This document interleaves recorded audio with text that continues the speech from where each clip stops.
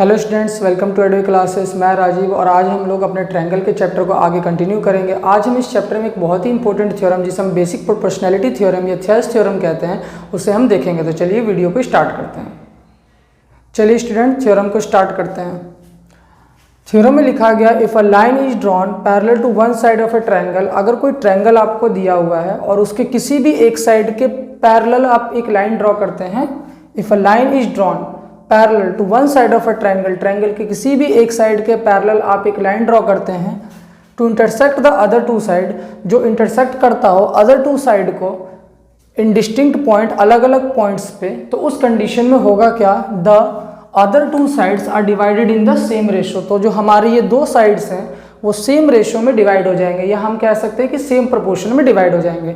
तो क्या थ्योरम कहती है? थ्योरम ये कहती है कि आप ट्रायंगल के किसी भी एक साइड के पैरेलल अगर किसी भी लाइन को ड्रॉ करते हैं, किसी भी एक साइड के पैरेलल एक लाइन ड्रॉ करते हैं जो अदर टू साइड को डिफरेंट पॉइंट पे इंटरसेक्ट करता है, तो उस केस में होगा क्या, जो आपके बाकी के दो साइड है वो सेम रेशो में क्या हो जाएंगे, डिवाइड हो जाएंगे, या सेम प्रोपोर्शन में डिवाइड हो जाएंगे। जैसे आपने यहाँ पर BC के पैरेलल एक लाइन को ड्रॉ किया है, आप AB के पैरेलल भी एक लाइन को ड्रॉ कर सकते हैं, आप AC के पैरेलल भी एक लाइन को ड्रॉ करेंगे।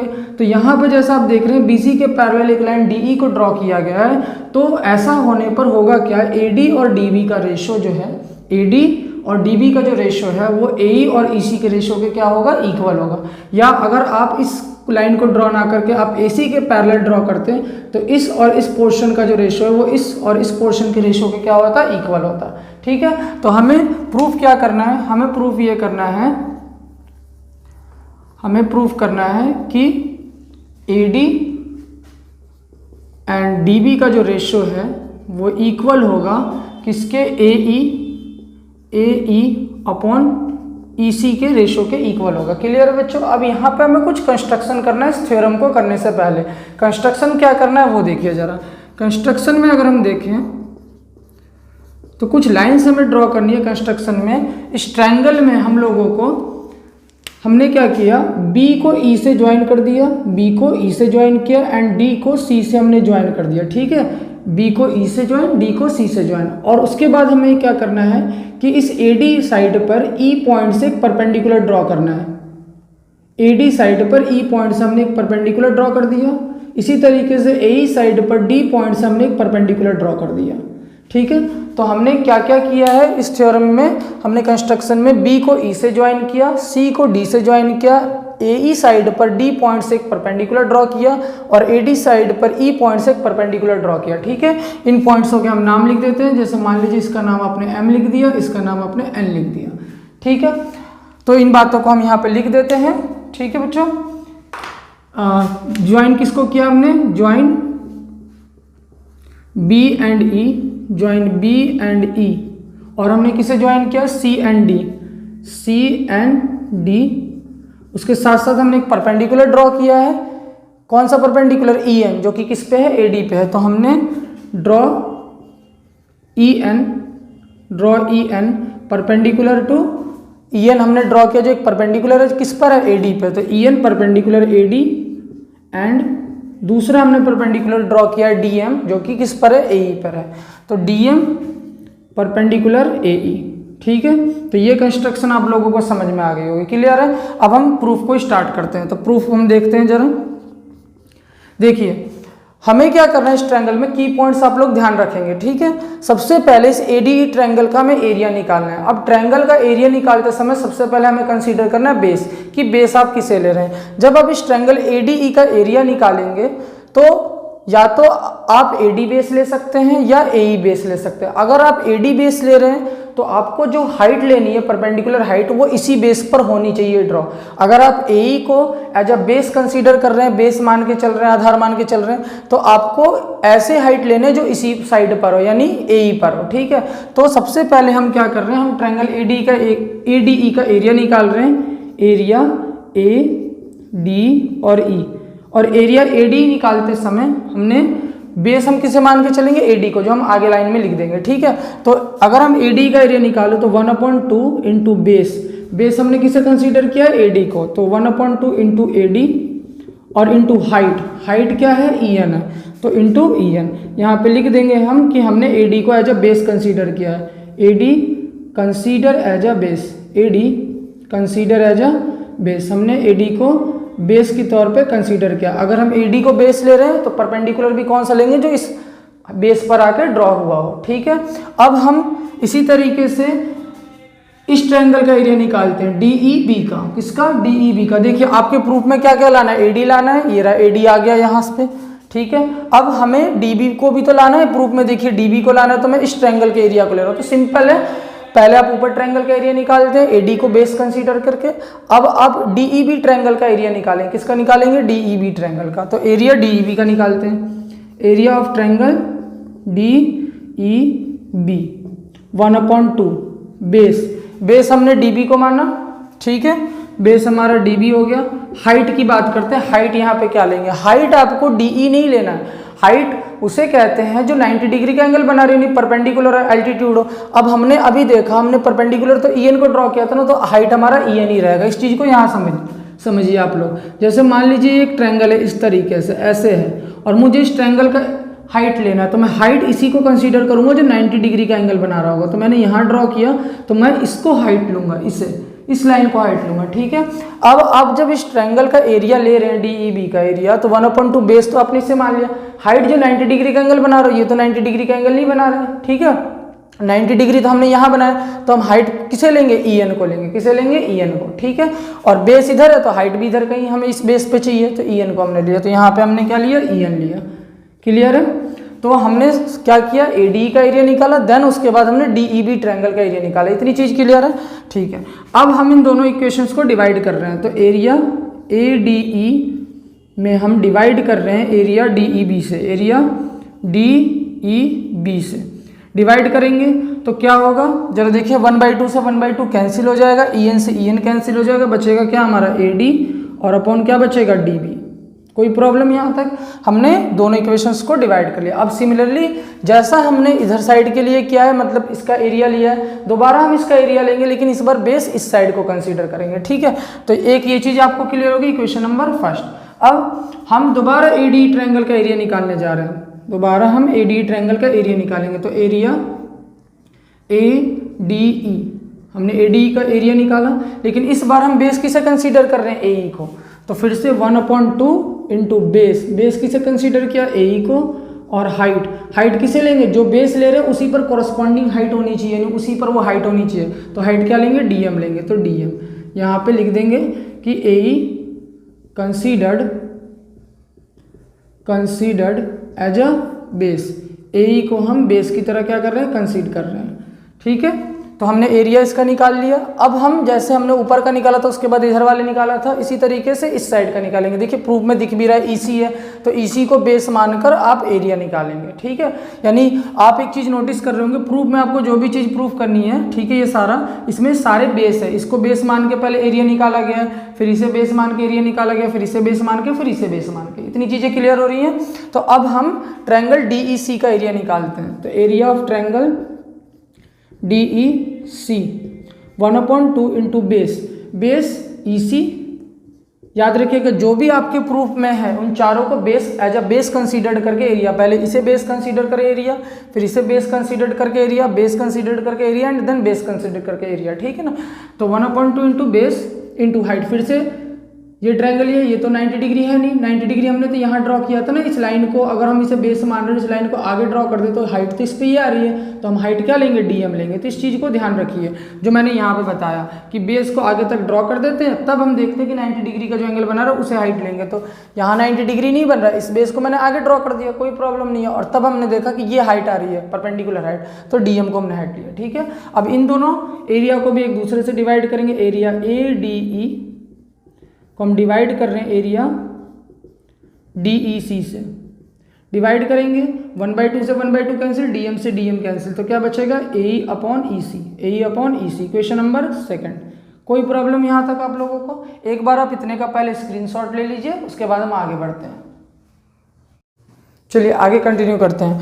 तो हमने इक्वेशन फर्स्ट एक बनाया था, ये ट्रायंगल एंड देन ये इस ट्रायंगल का एरिया का रेशियो लेके फिर हमने इस ट्रायंगल और इस ट्रायंगल का एरिया का रेशियो लेके एक सेकंड इक्वेशन बनाया था। अब यहाँ पे एक चीज़ नोटिस करते हैं हम, यहाँ पे जो हमने DEB ट्रायंगल का एरिया निकाला और DEC ट्रायंगल का जो एरिया हमने निकाला है, अगर आप इन दोनों ट्रायंगल को नोटिस करेंगे DEB एंड DEC, तो दोनों सेम बेस पे है, किस पे है, DE पे, और दोनों सेम पैरेलल लाइंस DE और BC के बीच हैं। यहाँ पे DE और BC क्या है, पैरेलल लाइंस है, जो कि क्वेश्चन में गिवन था, ड्रॉन पैरेलल बोला गया था ना, तो ये दोनों लाइन पैरेलल है, ध्यान रखिए DE BC के क्या है, पैरेलल है।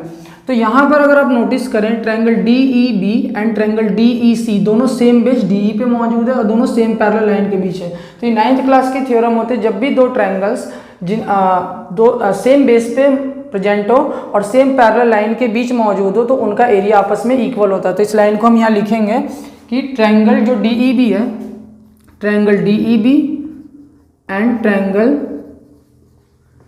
कौन सा है, DEC, and triangle DEC are on same base, are on same base, दोनों सेम बेस पे हैं, बेस का नाम लिख दीजिए DE, and same parallel lines, and between same parallel lines and between same parallel lines, दो पैरेलल लाइंस कौन कौन सी है, DE एंड BC, DE और BC के बीच वो मौजूद है। तो ऐसे केस में क्या होगा, बाई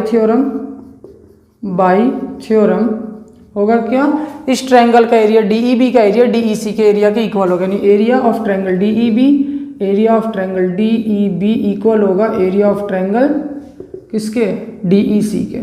ठीक है, ये इक्वल हो गया। अब जरा यहाँ दीजिए, हम DEC की जगह क्या लिख सकते हैं, DEB लिख सकते हैं। तो बाई इक्वेशन सेकंड में, सेकंड इक्वेशन में DEC की जगह क्या लिखने वाला हूँ, DEB लिखने वाला हूँ। ये चीज़ क्लियर हो गई।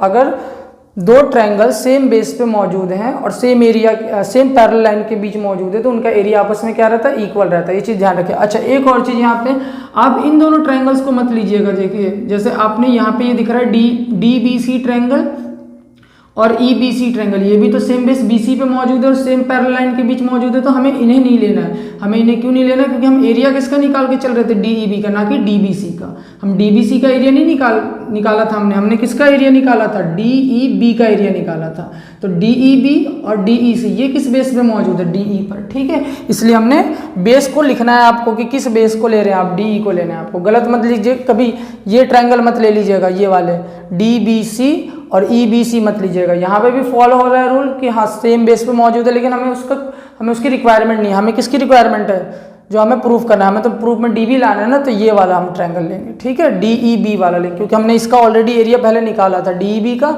और किसका निकाला था, DEC का। क्लियर है। अब जरा देखिए, हमने बाई इक्वेशन सेकंड लिखा, by equation second, equation number second से, इक्वेशन सेकंड में हम DEC की जगह क्या पुट करने वाले हैं, DEB। तो मैंने क्या किया, area ADE upon area DEC, DEC की जगह क्या पुट करना है हमें, DEB। तो हमने यहाँ पे DEB पुट कर दिया और बाकी एज इट इज है, नहीं same to same, AE upon EC, और इसे कह दिया हमने इक्वेशन नंबर थर्ड। यहाँ तक क्लियर। तो ये सबसे पहली इक्वेशन बनी थी आपकी, इक्वेशन नंबर फर्स्ट। उसके बाद हमने इक्वेशन सेकंड बनाया और इक्वेशन सेकंड को हमने मॉडिफाई किया, DEC की जगह बस क्या लिख दिया, DEB। क्यों लिखा, DEC का एरिया DEB के एरिया के इक्वल है। क्लियर इतनी चीज़ें। अब यहाँ पे देख लीजिए, यहाँ पे मैं लास्ट कर रहा हूँ, ठीक है, ये लास्ट है हमारा यहाँ पे। अब अगर आप इक्वेशन सेकंड और इक्वेशन थर्ड को नोटिस करेंगे तो दोनों के लेफ्ट हैंड साइड तो इक्वल है, ADE, DEB, और sorry equation first and third को आप इक्वेशन फर्स्ट और थर्ड को कंपैरिजन करेंगे तो देखेंगे ADE, DEB। तो दोनों इक्वेशंस में फर्स्ट और सेकंड थर्ड इक्वेशन में लेफ्ट हैंड साइड इक्वल है, तो राइट हैंड साइड भी क्या होंगे, इक्वल होंगे। तो यहाँ पे लिखेंगे by equation first and third. Equation first और थर्ड से हमने देखा कि लेफ्ट हैंड साइड इक्वल है दोनों के, ये और ये आपस में इक्वल है, तो राइट हैंड साइड भी इक्वल होंगे, यानी AE अपॉन EC इक्वल हो गया AD अपॉन किसके, DB के। और यही हमें क्या करना था, प्रूफ करना था। AD अपॉन DB इक्वल है किसके, AE अपॉन EC के। तो हमने इस थ्योरम में क्या देखा कि कभी भी अगर कोई ट्रायंगल है और उस ट्रायंगल के किसी भी तीनों साइडों में से किसी भी एक साइड के पैरेलल हमने एक लाइन को ड्रॉ करा और उसने अलग अलग पॉइंट पर बाकी दो साइड्स को काटा, तो ऐसा करने से होगा कि जो बाकी के दो साइड्स हैं यानी रिमेनिंग जो 2 साइड्स थे वो सेम रेशियो में डिवाइड हो जाएंगे। इसी थ्योरम को हम और इस थ्योरम को हम बेसिक प्रोपोर्शनैलिटी थ्योरम भी कहते हैं। क्या कहते हैं, बेसिक प्रोपोर्शनैलिटी थ्योरम। यहाँ लिख दे रहा हूँ मैं, देखिए इस थ्योरम को हम लोग बेसिक प्रोपोर्शनैलिटी थ्योरम भी कहते हैं, या हम इस थ्योरम को थेल्स थ्योरम भी कहते हैं। क्या कहते हैं, थेल्स थ्योरम। ठीक है, तो ये चीज़ आप लोग ध्यान रखेंगे, इसे बेसिक प्रोपोर्शनैलिटी थ्योरम या थेल्स थ्योरम भी कहा जाता है। क्लियर है बच्चों, एक बार आप इसका स्क्रीनशॉट ले लीजिए। आई होप आप लोगों को ये थ्योरम क्लियर हो गया होगा। तो इस थ्योरम में हमने की पॉइंट्स आपको क्या क्या ध्यान रखने हैं। आपको सबसे पहले जो भी आपके प्रूफ में है आपको उसे बेस, मैंने सिंपल बताया, जो भी प्रूफ में है उनको बेस मान के एरिया निकालना है। पहले AD को बेस मान के इस ट्रायंगल का एरिया, देन DB को बेस मानकर इस ट्रायंगल का एरिया, फिर देन AE को बेस मानकर ऊपर वाले ट्रायंगल का एरिया, देन EC को बेस मानकर इस ट्रायंगल का एरिया। सिंपल, ठीक है। एरिया निकालिए, एरिया निकालने के बाद जो है, और याद रखिए आपको हाइट यही लेनी है, चाहे इस ट्रायंगल का ले रहे हो चाहे इस ट्रायंगल का, ठीक है। फिर हमें इसका एरिया और इसका एरिया निकाला तो डिवाइड करना है, इधर एरिया निकाला डिवाइड करना है। उसके बाद ये लाइन हमें याद रखनी है कि DEB ट्रायंगल और DEC ट्रायंगल जो है सेम बेस पे मौजूद है, इसलिए उनका एरिया आपस में इक्वल होगा और सेम पैरेलल लाइन के बीच में मौजूद है। तो ठीक है, उसके बाद हमारा प्रूफ हो गया जाए। क्लियर है। अब इसी के कन्वर्स में कन्वर्स ऑफ BPT थ्योरम देखते हैं। ठीक है, कन्वर्स क्या हो जाएगा, देखिए यहाँ पर जो है आपको लाइंस पैरेलल दी गई थी, तो हमने कहा जो अदर रिमेनिंग 2 साइड्स हैं वो सेम रेशियो में क्या होगा, डिवाइड होगा, नहीं सेम प्रोपोर्शन में डिवाइड हो गया। अब इसी का उल्टा, अगर उल्टा ये दिया हो कि सेम, अगर आपको रेशियो का साइड्स का रेशियो गिवन हो, जैसे ये चीज़ अगर आपको ऑलरेडी दी हो तो इसका मतलब क्या कहेंगे, लाइंस आपस में क्या है, पैरेलल है। यानी इस चीज़ को हम देखते हैं कन्वर्स ऑफ BPT थ्योरम को। ठीक है, देखिए